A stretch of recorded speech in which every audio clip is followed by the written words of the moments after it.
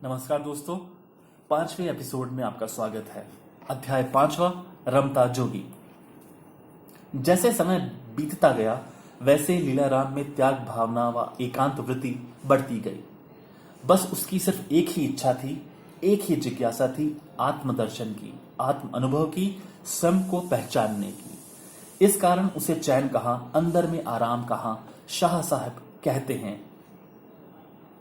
ई कम communion जिय सुमहन पेर डिघा करे, लोचिन छोन लतीफ हारे लय होतन, निंदा निभागण खे ओभाला अचन, से पुनहु कोह पुछन जे सजे रहन सुनही। जो सोए रहते हैं उनको वह परमात्मा कैसे मिलेगा। लीलाराम का तो उद्देश्य था, ततीय थदिय कहा कान्हे बेल विहण जी, मता थिय उंदा पेर न पसी पीर जो। उसकी ऐसी दशा देखकर गुरुदेव ने उसे कहा, जाकर संत रतन भगत के स्थान में एकांत पर रहो। उस समय लीलाराम साधु लीलाराम के नाम से चारों ओर प्रसिद्ध हो गया था। आज्ञा अनुसार वह टंडो मोहम्मद खान से रवाना होकर तलहार में संत रतन भगत के स्थान पर गया और अपनी साधनाओं में लीन हो गया। कभी चने और कभी मूंगफली पर जीवन व्यापन करता था तो कभी भूखा ही रहता था। शीघ्र ही उनके गुरुदेव ब्रह्मलीन हो गए, जिनकी समाधि टंडो मोहम्मद खान में आश्रम में बनवाई गई और वहां प्रत्येक वर्ष वर्षीय उत्सव मनाया जाने लगा, जिसमें कहां से संत, महात्मा, शिष्य, सेवक और भगत कंवर राम स्वयं भी आकर शामिल होते थे। उस उत्सव की व्यवस्था करने हेतु स्वयं साधु लीलाराम आता था और हर प्रकार की व्यवस्था करता था, पर स्वयं आश्रम में नहीं रहता था। उत्सव की समाप्ति होने पर वापस तलहार चला जाता था।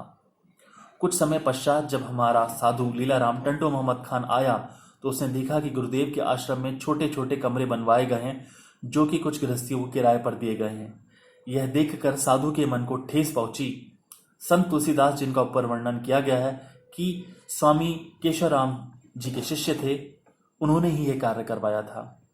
साधु लीलाराम ने उनसे कहा कि माया के लालचवश तुमने यह कैसा कार्य किया है, आश्रम को गृहस्थियों के रहने का स्थान क्यों बना दिया। साधु लीलाराम से स्वामी केशवराम के शिष्य डरते थे, क्योंकि वह जो कहते थे वह हो जाता था।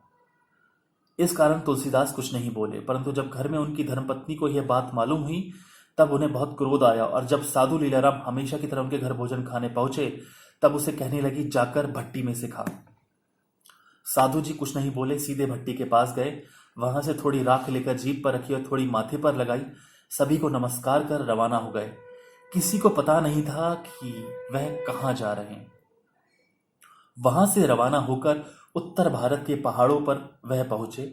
वहां संत महात्माओं, योगी, तपस्वी एवं ज्ञानियों की संगत की और उनके संग में रहकर वेदांत का काफी अभ्यास किया और योग क्रियाएं करते रहे। तपस्या उनके जीवन का प्रमुख अंग बन गई थी। साधु संतों के संग की महिमा का गुणगान करना बहुत मुश्किल है। गुरु अर्जुन देव ने सुखमनी साहब की 7वीं अष्टपदी में साधु महात्माओं की महिमा का बहुत सुंदर वर्णन किया है। साध के संग मुख उजल होत, साध संग मिल सगली खोत, साध के संग मिटे अभिमान, साध के संग प्रगटे सुख ज्ञान। अतः साधु लीलाराम भी किसी संत महात्मा के बारे में सुनता था तो वहां जाकर उनके संग से लाभ प्राप्त करता था। किसी स्कूल या विद्यालय में नहीं पढ़ा था, परंतु उन संत महात्माओं के संग ने उसके जीवन की वह ज्योत जगाई, वह प्रकाश किया जिसका वर्णन कौन कर सकता था। साधु जी स्वयं कहते थे कि साधु संग मनुष्य जीवन को कुंदन बनाने वाला है। साधु आसमान से नहीं आते हैं, परंतु संतों के संग से और सतशास्त्रों के अध्ययन से वह साधु बनते हैं। अतः वह स्वयं भी संतों के संग में रंग कर लाल हो गए।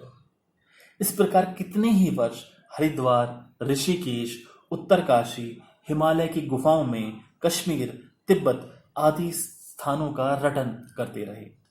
उनके ही कहे अनुसार उनकी रली यानी कि चादर कांधे पर और रोटी राज जनता पर। धन्यवाद।